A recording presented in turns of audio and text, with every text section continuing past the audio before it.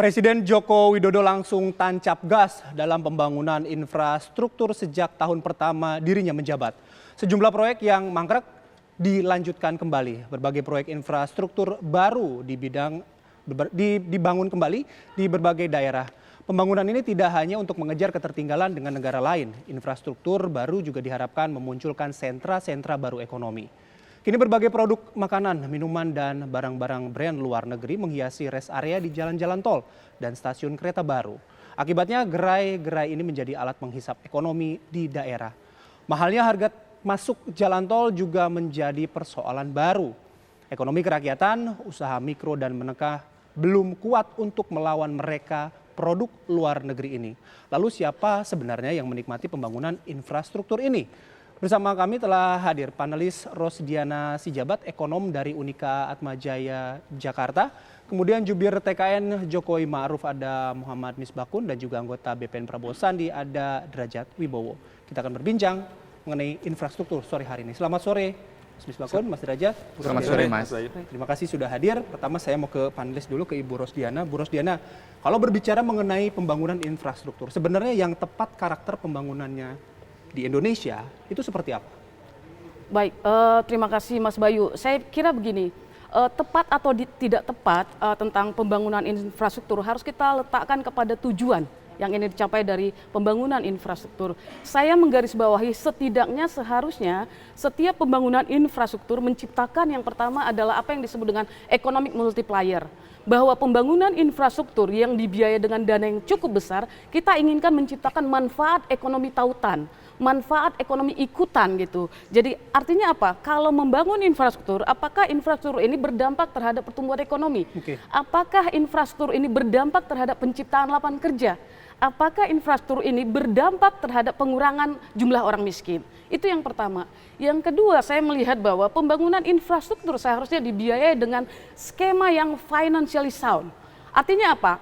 Secara undang-undang diperbolehkan, tetapi kita juga harus pada tingkat yang pembangunan infrastruktur tidak boleh menterlantarkan sektor-sektor lain. Nah, itu yang harus menjadi prioritas seharusnya. Infrastruktur utama, tetapi ada sektor-sektor lain yang juga pemerintah tetap harus memprioritaskan misalkan. Jadi financial sound itu penting sekali.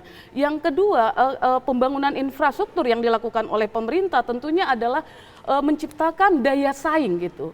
Daya saing apa? Daya saing dari kawasan. Nah, yang sekarang ini kita ingin bahwa setiap pembangunan infrastruktur di Indonesia tidak berfokus lagi pada satu center, tetapi bagaimana center-center kecil lainnya melalui pembangunan infrastruktur bangkit melalui daya saing yang tercipta. Saya kira tiga itu yang harus digarisbawahi. Oke, tiga hal yang digarisbawahi dari pembangunan infrastruktur ideal yang ada di Indonesia.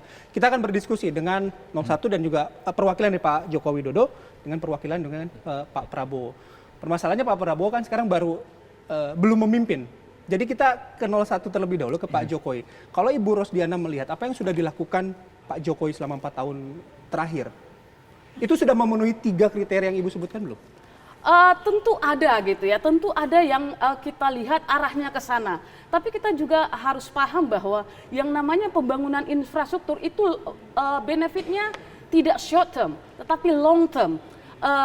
Bagaimana pemerintah membuat pembangunan yang benefitnya itu probably long term, tapi ada dampak ikutan yang tercipta saat ini.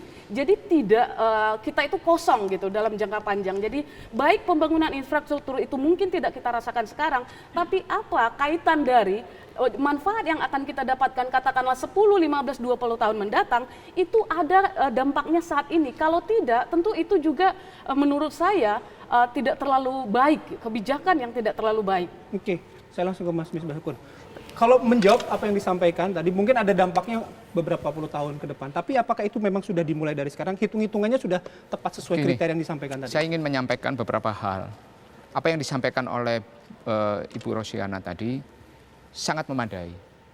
Pertama, infrastruktur itu harus mempunyai dampak multiplier effect. Baik itu secara tautan maupun kaitan. Saya ingin menyampaikan bahwa semuanya by planning apa yang dilakukan oleh Pak Jokowi. Perlu diketahui kalau berkaitan dengan kalau kita bicara tentang banyak proyek-proyek infrastruktur di Jawa, terutama pembangunan jalan tol, kemudian mengenai bagaimana listrik, bendungan dan waduk. Pak Jokowi ini kan menyelesaikan proyek-proyek yang mangkrak. Itu. Dan Pak Jokowi kemudian mengambil alih permasalahan, kenapa kemudian cerita lain berbedanya itu adalah kenapa BUMN terlibat. Karena itu. Ya. Tapi saya ingin menyampaikan pesan utamanya adalah mengenai multiplier effect. Itu diperhitungkan dengan baik oleh pemerintah. Coba, kalau pemerintah tidak melakukan investasi di infrastruktur, apa yang akan mengenjot pertumbuhan ekonomi kita yang mulai stagnan dalam situasi ekonomi global yang kemudian uncertain, yang ketidakpastian makin tinggi, kemudian ada perang dagang, siapa yang mendorong? Ya ekonomi domestik. Kemudian kita harus ini kan untuk menunjukkan kita kepada arah kemajuan. Indonesia harus keluar dari middle income trap. Metodologi negara keluar dari middle income trap. Bagaimana Jepang pasca Perang Dunia Kedua keluar, bagaimana Korea keluar dari Perang Korea, Cina melakukan di era tahun 90-an dengan double digit growth economic, dan Amerika melakukannya semuanya modelingnya sama, infrastruktur. Untuk apa? Pembangunan kawasan secara jangka panjang.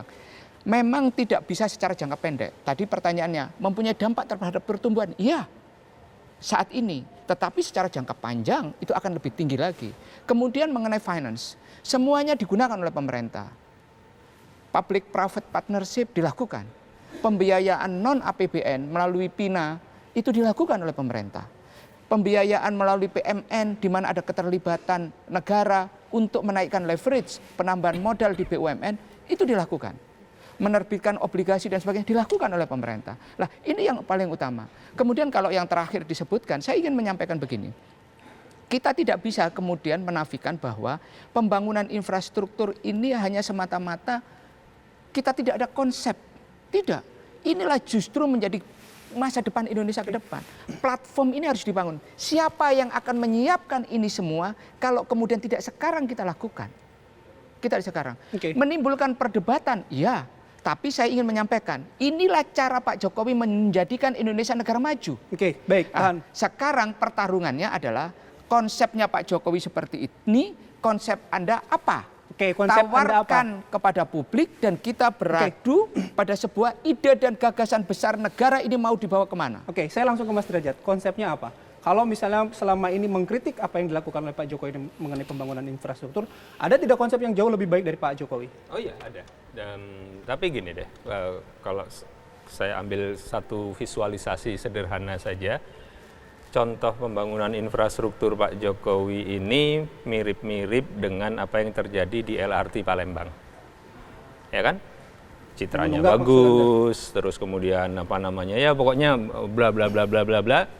Tapi sekarang gubernur Sumsel dikasih itu nggak mau dia, nggak galak kalau kita dikasih. Karena apa? Karena proyeknya sekarang operasionalnya rugi, diserahkan kepada PT KAI, penghasilannya cuma 1 miliar sebulan, biaya operasionalnya 10 miliar per bulan ya. Investasinya sih dari APBN ya, jadi investasinya dari APBN. Tapi KAI dikasih barangnya aja nggak mau, tolak-tolakan gitu. Kenapa? Jadi masalahnya di mana kalau di situ? Karena planningnya kurang bagus, pembiayanya kurang bagus, ya kasarnya adalah mirip kata Pak Wiranto, gerasa gerusu, ya. Dan ini bukan kita saja yang menyatakan, tapi ini juga dilakukan oleh Bank Dunia yang berdiskusi dengan para menterinya Pak Jokowi sendiri. Ya, jadi ya mungkin aku nanti bisa mengelaborasi lebih banyak kenapa para menteri Pak Jokowi berdiskusi dengan Bank Dunia menghantam proyek infrastrukturnya Pak Jokowi, dan apa yang disampaikan Bank Dunia itu sadis sekali, ya. Kasarnya kalau bahasa sekarang acak adut itu bahasanya Bank Dunia. Proyek infrastrukturnya Pak Jokowi itu acak adut. Iya, bahasanya kalau kita ringkas apa yang disampaikan itu acak adut, ya. Nah, sekarang apakah Prabowo Sandi kira-kira nanti akan mempunyai konsep yang beda? Iya. Jadi yang pertama, kami akan sisir proyek-proyek itu mana yang kira-kira memang tidak layak dan kita akan koreksi lagi, ya. Kemudian yang kedua, kami akan lihat kira-kira mana yang meninggalkan bom waktu. Seperti LRT tadi, itu sudah kelihatan, ya. Tadi kan katakan infrastruktur untuk rakyat apa segala macam, faktanya rakyat di Sumatera Selatan sekarang yang memakai LRT cuma sedikit sekali. Ya, ini baru LRT, belum nanti jalan tol Trans Java yang sebagian ruas di Jawa Timur ya. Terus belum lagi nanti jalan tol punya Waskita Karya yang katanya mau dijual. Ada satu yang sudah dijual ya, ada beberapa ruas yang sudah dijual pada bulan awal tahun 2018 dapat 5 triliun, tapi pembelinya kebanyakan BUMN yang lain. Ini kan pakai sepatu besi untuk nyuruh. Jadi kita ingin melihat proyek-proyek infrastruktur ini itu dijalankan benar-benar dengan memperhitungkan kehati-hatian di dalam pembiayaan. Ya, itu yang pertama. Jadi Prabowo Sandi akan melihat itu kemudian yang kedua, infrastrukturnya akan digeser ke proyek-proyek yang benar-benar menghasilkan output maupun employment multiplier effect yang paling besar, terutama di pangan dan energi. Pangan dan energi. Kenapa Mas Gini, saya ingin soal menyampaikan acak adut tadi? Ya, saya ingin menyampaikan dua hal. Pertama mengenai LRT Palembang. LRT Palembang itu memang bersamaan datangnya dengan kita sebagai host, sebagai tuan rumah Asian Games. Dan itu adalah proyek bersamaan.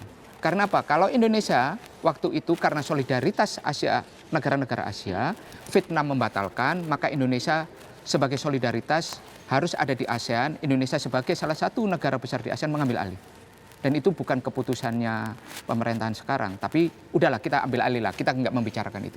Tetapi di dalam proposalnya harus ada transportasi massal di Palembang. Oke, berarti hasil itu artinya ada konsekuensi. Ada konsekuensinya yang harus diambil alih oleh pemerintah.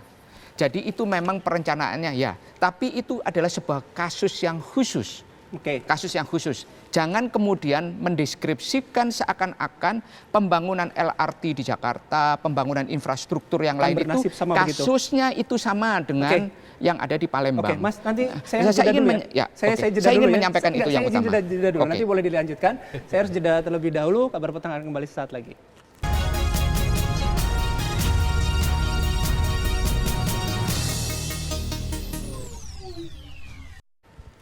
Anda kembali di Kabar Petang. Sebelum saya mengajak Anda kembali berdiskusi dengan para narasumber yang hadir sore hari ini, kita akan mendengarkan terlebih dahulu apa saja pendapat masyarakat mengenai proyek infrastruktur yang digagas Presiden Joko Widodo selama 4 tahun terakhir ini. Kalau dibilang puas, takutnya belum ada yang ini ya. Tapi sejauh ini udah berjalan sih. Ya puas sih. Alasannya kenapa? Ya karena sesuai dengan apa yang direncanakan itu ada gitu ya, udah berjalan gitu kayak MRT itu kan udah ada ya, LRT gitu sih. Fisiknya ya? Kalau misalnya dari segi pencarian pekerjaan, lapangan pekerjaan. Nah kalau pekerjaan itu sih masih lapangan pekerjaan itu masih terbentur dengan adanya apa yang tidak sesuai pendapatan mereka ya dari segi gaji yang mereka dapat gitu. Itu aja sih sebenarnya. Jaminan kesejahteraan bagi para pegawai? Masih kurang. Masih kurang. Oke, jadi ada plus minusnya Pak ya? Plus minusnya. Untuk sekarang sih puas karena alasannya karena di kantor saya sendiri kami kan memang lembaga yang non PNS tapi dibiayai oleh APBN. Kami sudah mendapatkan sekitar 2-3 tahun ini THR gaji ke-13 dan gaji ke-14 karena sebelumnya masa pemerintahan sebelumnya kami nggak dapat. Jadi dari segi ekonomi secara pribadi sangat terbantu dengan adanya Presiden Jokowi. Kalau saya merasakan pribadi sih kayaknya udah puas sih Mas ngelihat ya infrastruktur yang udah mulai baik, jalanan tol udah dibangun sama Pak Jokowi. Belum cukup puas. Belum cukup puas. Alasannya kenapa belum cukup puas? Karena sebagai masyarakat biasa kita merasa kebutuhan pokok justru semakin meningkat dibanding tahun-tahun sebelumnya gitu. Contohnya apa nih Pak? Contohnya ya seperti harga gula pasir atau telur atau makanan-makanan pokok yang lain itu menunjukkan peningkatan gitu. Oke, itu tadi suara dari masyarakat mengenai proyek infrastruktur yang digelontorkan oleh Presiden Joko Widodo dalam 4 tahun terakhir. Ada yang puas, ada juga yang belum puas. Sekarang saya mau kembali ke narasumber saya. Iya sebentar Mas. Biar dia dulu. Biar dulu. Oke, soal World Bank yang tadi disebut. Saya ingin meneruskan tadi yang kepotong. Iya. Maksud saya ingin menyampaikan bahwa Pak Jokowi ini kan selalu membuka ruang Bahkan disampaikan secara terbuka, perbedaan-perbedaan itu dibolehkan di dalam kabinet. Dan Pak Jokowi memberikan ruang untuk itu. Kemudian kalau tadi Mas Derajat menyampaikan ada menteri, kemudian berdiskusi dengan Bank Dunia dan Bank Dunia kemudian memberikan kritik, ini juga menjadi peringatan juga kepada menteri yang bersangkutan. Jangan sampai kemudian menikam Pak Jokowi dari belakang. Maksudnya menterinya? Jangan sampai itu, jangan sampai menikam Pak Jokowi dari belakang. Saya belum tahu, saya nanti akan nanya Mas Derajat siapa menterinya gitu loh. Masa nggak tahu Mas misalkan menterinya? Saya nggak tahu menterinya. Lah, tapi saya ingin mengingatkan bahwa apa yang menjadi kritik Bank Dunia itu pemerintah tahu kok. Jadi jangan menghubungkan antara ide dan gagasan kemudian dengan pelaksanaan proyek. Itu berbeda. Silakan Pak Jokowi itu silakan dikritik bagaimana proyek itu dilaksanakan. Iya, bagaimana harus tendernya tertib, harus melibatkan masyarakat banyak. Pak Jokowi mendengarkan Kadin, mendengarkan HIPMI dan sebagainya, bagaimana keterlibatan swasta, BUMN tidak mendominasi dan sebagainya, itu didengarkan. Berkali-kali pun Presiden mengingatkan kepada Menteri BUMN, kepada pejabat yang terkait dengan pembangunan itu untuk melibatkan itu. Pemerintah nggak pernah menutup mata. Kritik yang disampaikan mengenai utang dan sebagainya, sampai sekarang pun pemerintah selalu berhati-hati mengenai berkaitan dengan ini. Saya juga ingin menyampaikan tadi yang disampaikan oleh Bu Rosiana mengenai jangan sampai kemudian proyek ini kita konsentrasi hanya kepada urusan infrastruktur. Tidak. Pak Jokowi bayangkan PKH dari 2,1 tahun 2014 menjadi 10 juta. Penerima bantuan pangan 15 juta. Penerima biaya operasional sekolah 21,3 juta. Beasiswa bidik misi 271.000. Beasiswa LPDP 27.000. Kemudian penerima kartu Indonesia Sehat 96 juta. Artinya apa? Proyek infrastruktur digenjot oleh pemerintah pada saat sama. Program sosial, transfer tunai dan sebagainya itu digelontorkan. Artinya apa? Pemerintah berpikir tentang jangka panjang, bagaimana bantalan sosial untuk masyarakat itu dibangun juga. Saya ke langsung Mas Derajat. Ya, jadi arah pembangunan infrastruktur itu yang kami anggap keliru. Jadi apa namanya, misalkan dengan jalan tol yang paling banyak sekarang diinikan, ya, jalan tol faktanya rakyat membayar. Ada wali kota mengatakan kalau nggak suka Pak Jokowi jangan naik jalan tol lah. Wali kota ini ya saya ajarin undang-undang dasar lah, karena itu adalah apa namanya, jalan tol itu artinya milik negara, biayanya biaya negara, utang waskita karya juga kalau dilihat laporan keuangannya melonjak ketika membangun jalan-jalan tol itu, dan sekarang dia belum bisa jualan. Nah, kalau Prabowo Sandi itu kita akan fokus di infrastruktur yang bisa mendorong produksi pertanian, produksi pangan. Ya, selama ini belum sampai situ. Belum lebih banyak terabaikan. Ya, jadi infrastruktur yang bisa mendorong itu ya, mulai dari soft infrastrukturnya maupun yang hard infrastrukturnya, termasuk untuk menopang supaya Bulog mampu menjaga harga pangan. Ya, dan ini semua perlu infrastruktur untuk itu. Kemudian juga kita akan apa namanya fokus kepada infrastruktur yang menjamin ketercukupan energi, ya. Kita tahu bahwa kita mengalami shortage listrik yang sangat besar, ya, dan itu akan diberikan fokus, dan kalau perlu kita akan genjot dengan APBN. Nah, kenapa fokusnya akan genjot dengan APBN, ya?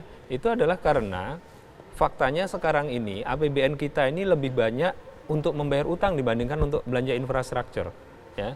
Tahun 2017 itu untuk membayar utang 500 triliun lebih. Untuk belanja infrastruktur realisasinya sekitar 390, budgetnya 400. Ya.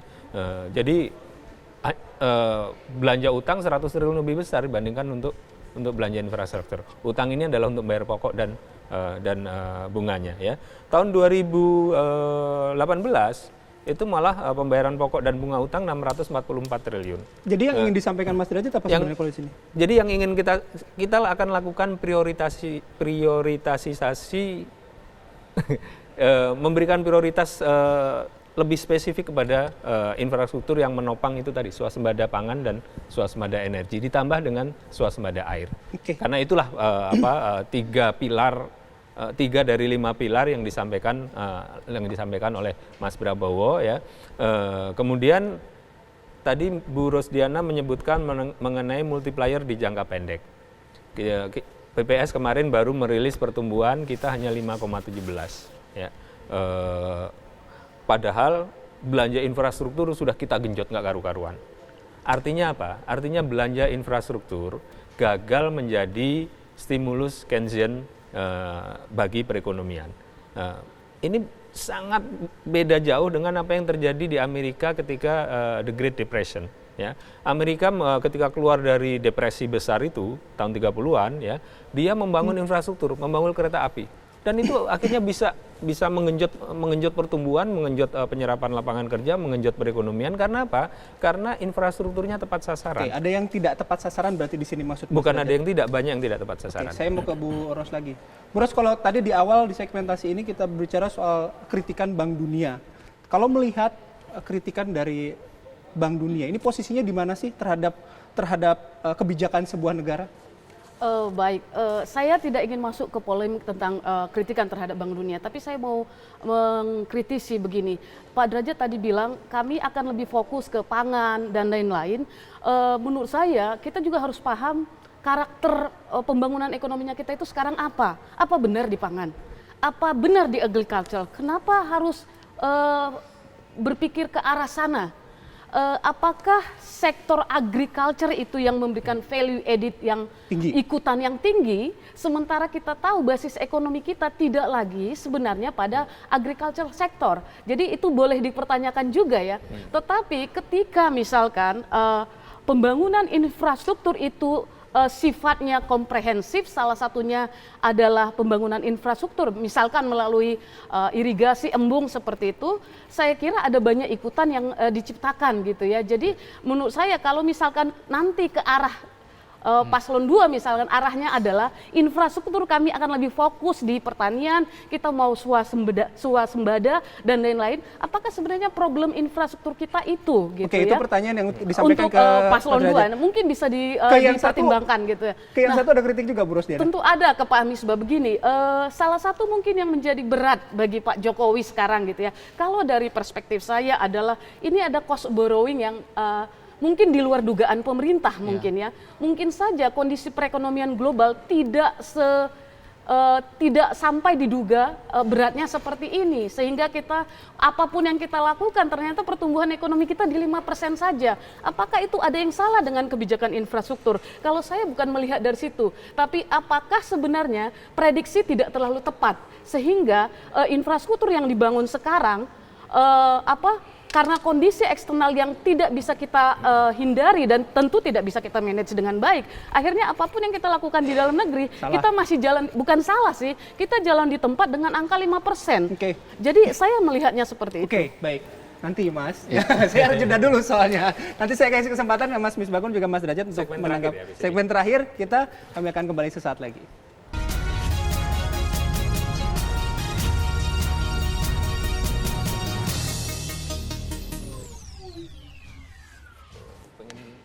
Anda kembali di Kabar Petang, kita lanjutkan diskusi di sore hari ini. Kita akan langsung meminta ke Mas Derajat juga Mas Misbakun untuk menjawab kritik apa yang disampaikan oleh Bu Rosdiana. Mas Derajat terlebih dahulu. Oke. Begini, kalau pertanian memang kontribusinya terhadap PDB semakin turun ya, kontribusinya terhadap penyerapan lapangan pekerjaan semakin turun. Akan tetapi kita juga nggak bisa menafikan bahwa masih sangat banyak masyarakat kita yang hidup dari pertanian. Kemudian kita juga nggak bisa menafikan bahwa negara sebesar Indonesia, kalau kita terlalu besar mengimpor bahan kebutuhan pokok seperti beras, itu berbahaya bukan hanya secara ekonomi, tapi juga secara politik dan secara strategis. Ya. Demikian juga untuk beberapa kebutuhan pokok yang lainnya. Jadi pertanian ini tidak bisa hanya kita lihat dari sisi ekonomik per se saja. Tapi kita harus melihat bahwa ini memang sebuah sektor yang mau nggak mau harus kita dorong. Soal apakah nilai tambahnya bisa tinggi atau tidak, sekarang ini relatif kecil karena kita mengabaikan inovasi pertanian. Nah, inovasi pertanian itu luar biasa dan itu value added-nya besar sekali ya. Perusahaan-perusahaan besar di dunia seperti Nestle segala macam itu adalah karena inovasi di bidang pertanian, mengolah hasil pertanian menjadi pangan dan hasil ikutannya yang besar. Jadi agro-based industries itu nanti akan tumbuh. Nah, sekarang kenapa pertanian kita stuck itu adalah karena selain masalah saprotan dan sebagainya ya, itu masalah infrastrukturnya memang relatif terabaikan. Nah, ini yang akan kita benahi. Infrastruktur bukan hanya irigasi untuk pertanian. Infrastruktur yang bisa membantu supaya hasil pertanian bisa cepat sampai ke center pemasaran. Ya, infrastruktur yang bisa membantu supaya hasil-hasil pertanian dalam arti luas, yaitu perikanan, ya itu bisa disimpan sehingga dia lebih tahan lama, bisa cepat sampai kepada konsumen dengan mutu yang bagus. Jadi itu nanti yang akan menjadi fokus. Tapi ya Bu Rosdiana benar, kita memang nggak hanya itu tadi, energi itu kita menghadapi masalah kelangkaan yang semakin lama semakin akut. Ya, kalau kita tidak segera tangani, itu nanti bisa banyak di perkotaan akan biarpet ya, akan banyak padam hidup dan itu nggak boleh terjadi untuk negara sebesar Indonesia. Kemudian yang juga orang lupa yang diangkat oleh Mas Bowo, swasembada air. Itu air itu sangat krusial, esensial bagi seluruh aspek kehidupan, dan di beberapa daerah kita itu nggak cukup air. Nah, ini yang akan dibangun infrastruktur untuk itu. Itu jawaban yang disampaikan Bu Rosdiana gimana? Masih ada tanggapan nggak? Ya, saya kira itu bisa-bisa saja gitu ya. Tetapi sebenarnya apa yang dilakukan sekarang pun adalah justru dipahami permasalahan kita selama ini adalah biaya logistik yang mahal. Atau misalkan ketika dari satu daerah sudah terjadi panen dan lain-lain, ketika itu produk itu turun ke pasar, harganya sudah tidak ada. Nah, kan sebenarnya arah ke sana arah pembangunan infrastruktur adalah supaya value added itu tetap ada gitu, seperti itu. Tapi kalau misalkan saya sangat setuju misalnya Pak Derajat bilang kalau kita mau fokus nih di infrastruktur sektor pertanian, fokusnya di mana? Apakah seperti tadi infrastruktur untuk sektor pertanian. Sebelum dilempar ke Mas Bakun, saya kasih contohnya konkret begini. Daripada kita membangun jalan tol yang kemudian sopir banyak tidak mau, kenapa nggak dibangun jalur kereta api yang lebih masuk ke wilayah-wilayah produksi sentra pertanian? Kereta api bisa mengangkut lebih banyak. Itu yang dimaksud Mas Derajat tadi ya? Iya, baik di Jawa, di Sumatera, di Kalimantan, di Sulawesi yang memang diperlukan di Sulawesi. Itu contoh ringkasnya. Saya menjawab. Iya, menjawab. Pertama, pertanyaannya Bu Rosiana adalah mengenai pertumbuhan. Pertumbuhan 5,17 is not bad. Itu cukup bagus bila dibandingkan dengan siapa? Bandingkan dengan siapa? Sesama negara G20, Indonesia nomor 3. Setelah India 7,1 dan kemudian China 6,7. Indonesia 5,17. Dibandingkan negara-negara BRICS, di sana ada India dan itu, Indonesia yang nomor 3 sama. Dibandingkan dengan Turki, emerging market lainnya. Kemudian dibandingkan dengan Rusia, Brasil, Argentina, Afrika Selatan, Indonesia lebih bagus. Terus kemudian kalau kemudian kita ingin menyampaikan juga tadi, zamannya Pak Jokowi ini embung paling banyak dibangun zamannya Pak Jokowi. Embung. Kemudian saya ingin bilang, kita sadar sepenuhnya kita harus memperkuat infrastruktur pertanian. Iya, itu kita membangun infrastruktur jangan hanya berbicara tentang tol, tentang pelabuhan, tentang yang lain. Kita membangun bagaimana? Energi bayu pertama kali ada di zaman pemerintahnya Pak Jokowi.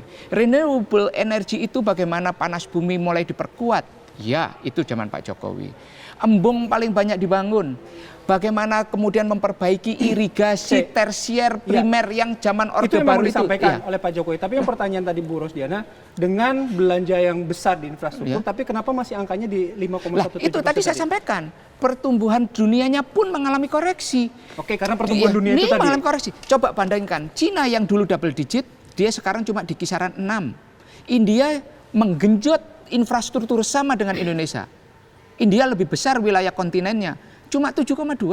Mas Bayu, saya mau tanya sekalian mungkin ya ke Pak Misbah. Pak Misbah kan dengan pertumbuhan ekonomi di sekitar 5% lah katakan ya. Nah sebenarnya melalui pembangunan infrastruktur kita mendapatkan data dari World Economic Forum bahwa terjadi peningkatan daya saing infrastruktur Indonesia, peningkatan daya saingnya. Tapi yang menjadi pertanyaan saya, apakah ada sesuatu dalam hal kebijakan di bidang ekonomi yang membuat 2 tahun terakhir ini kita hanya di sekitar 5%. Bukan berarti itu rendah jika dibandingkan negara tetangga atau pelemahan ekonomi global ya. Bukan saya mengatakan itu sesuatu yang rendah, tetapi dengan berbagai pembiayaan infrastruktur, dengan ada data bahwa daya saing infrastruktur Indonesia meningkat 2014 sampai 2018 itu dari World Economic Forum. Tapi kenapa kita nggak bisa agak bergerak lebih sedikit ke 7 gitu? Gini Bu, mungkin maksud Bu Rosiana jangan-jangan ada sabotase. Bukan sabotase. Mengkonsolidasikan pertumbuhan ekonomi kan bukan cuma di sektor infrastruktur. Sektor realnya akan seperti apa? Berapa kredit yang harus disalurkan? Ya kan? Berapa kemudian pertumbuhan di per sektor itu harus kita itu. Nah, justru itulah yang ingin kita capai. Mungkin Pak Derajat, kalau saya misalkan balik gitu ya pertanyaan begini, kita boleh nggak pertanyaannya tetap ke saya kasih kesempatan dulu sama Mas Misbah untuk menjawab pertanyaannya tadi. Karena begini Pak, Bu Ros terpesona dengan dua-duanya gitu. Jadi begini Pak Misbah, kan pembiayaan kita cukup masif lah, dan itu menjadi salah satu prioritas dari Pak Jokowi melalui Nawacita. Kita memahami itu, tapi maksud saya begini, apakah dari sisi financially sound lah, nggak ada masalah, tidak rasio hutang kita terhadap GDP juga tidak lewat sesuai dengan apa yang diinginkan undang-undang. Tapi maksud saya, kenapa kita bergerak di sini aja? Pertanyaan saya, apakah biaya dari pembiayaan infrastruktur yang dialokasikan pemerintah sedikit menelantarkan sektor lain yang mungkin juga seharusnya prioritas yang menciptakan nilai ikutan ekonomi yang baik menurut saya? Saya ingin menyampaikan, langsung aja jawab ya pertanyaannya. Saya ingin menyampaikan bahwa infrastruktur is just one of tools dalam sebuah ekonomi. Hanya salah satu cara bagaimana kita mempertahankan kita tidak decline dan kemudian kita bisa naik. Tetapi ada sektor lain, ya sektor real, sektor investasi private, yaitu investasi pihak swasta. Di mana pihak investasi swasta itu dorongannya dari mana? Kredit perbankan, aturan regulasi investasi di daerah, pemerintah sudah melakukan pelonggaran, ada 15 paket dan 16 paket. Bahkan pemerintah berusaha membuka lebih lebar untuk investasi, tapi investasi yang tidak diminati asing, kemudian dilakukan upaya relaksasi, ini adalah upaya untuk mendorong itu. Karena apa? Mengintegrasikan negara sebesar Indonesia itu tidak hanya investasi di Jawa. Bagaimana? Pak Jokowi ini kan tidak pernah mengalami itu, Bu, mohon maaf ya, windfall harga komoditas. Pada saat yang sama pukulannya itu double Pak Jokowi. Apa? Decline ekonomi global, pada yang saat ada trade war dan kemudian harga komoditas jatuh. Apa yang terjadi? Prestasi 5,7 it's not bad. Itu yang harus kita syukuri. Dibandingkan dengan, coba bandingkan negara-negara yang lain. Itulah yang prestasi yang bisa kita capai. Ada tidak puas? Iya. Tetapi kita putuskan bahwa ada target 5,3 tercapai 5,17 sudah start. Terakhir Mas Derajat. Ya kalau seandainya Prabowo Hatta yang dulu dikasih kesempatan mungkin 5,5 sampai 6 insya Allah. Karena kita bauran policy-nya akan berbeda, bauran kebijakannya akan berbeda dan keberpihakannya akan berbeda. Jadi contohnya kenapa ekonomi kita stagnan itu adalah karena dana disedot masuk ke proyek infrastruktur, ya. Tapi kemudian proyek ini hanya dikerjakan oleh sekelompok kecil saja, yaitu BUMN, tidak tersebar ke banyak pihak. Tidak ada multiplier effect. Multiplier effect-nya jadi kurang. Jadi itu yang akhirnya membuat roda ekonomi itu berputarnya cuma disangga oleh satu putaran. Nanti memastikan untuk itu apa? Untuk tidak atau menghindari tidak adanya multiplier effect tadi? Ya itu tadi, kita akan lihat setiap proyek infrastruktur itu kita akan kaji, ini efeknya terhadap output bagaimana, efeknya terhadap lapangan pekerjaan bagaimana, kemudian sesuai nggak dengan prioritas. Nah itu yang akan kalau yang saya akan diambil. Lebih cenderung diskusi kita ke depan, negara sebesar Indonesia nomor 15 di G20 ada permasalahan serius ke depan, siapapun pemerintahnya, yaitu masalah crowding out. Oke. Yaitu uang yang berputarnya itu makin pendek, cadangan likuiditas kita di dalam negeri itu banyak diambil oleh surat utang pemerintah, dan ini yang harus menjadi PR yang harus kita selesaikan. PR nanti kalau ada waktu kita diskusi lagi ya. Ya. Mas Misbakun, Mas Derajat, Bu Rosdiana juga terima kasih sudah hadir. Selamat sore.